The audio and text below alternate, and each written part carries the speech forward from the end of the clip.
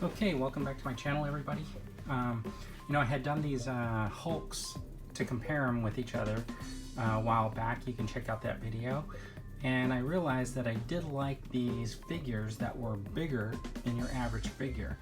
I did add the She-Hulk. She was part of that Fantastic Four collection, and then I picked this one up, which I thought was a bargain. It was just a little over 12 bucks. I got it in a lot with the Submariner. So just recently I was out and saw Ben there sitting on the shelf and just had to have the thing because I wanted to see what he would compare to when you're looking at him next to the Hulk. So let's open him up and take a look, but first we can see that on the side panel we got some artwork. Looks like he's getting ready for some clobbering time. But let's open it up and take a look.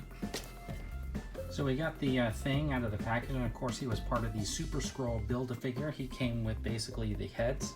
So we'll just take a look at those up close, and we'll set those aside since we're probably not going to build that figure. But we'll see. So anyways, here's the thing in all his glory. Let's take a closer look at the sculpt. I think it looks really good. As a comic book character, not based on a movie, so he does look up really well and he looks down, and he's got his, of course, ball joint, so it's 360. He's got a pretty good expression on his face, which I kind of like. He's got this good rocky mold, which is fantastic. Looks really good, and he's wearing his little shorts from the 80s. I guess he was jazzerciser. Anyways, there you go. You got the ball joint on here. And the one thing I noticed is he doesn't have that like extra joint at all like the Hulks had. And this is a newer figure, so he only has about that much of a wingspan. But it's a ball joint, so it does go 360, and he does get that almost 90 degrees, not quite. And he's got his hand turn, and that's on a little pivot in there too. He's got an upper body, right, that kind of has some movement, not too much. And he's got like a little swivel at the waist. So he's got the standard joint here, which gives him some flexibility. He's a bulkier guy, so I don't expect him to have too much range of motion, but he does have that double jointed knee, but because of his muscle power and rock, he doesn't have too much flex there, and he does have his feet, which are really big and keep him grounded. So he does look pretty good.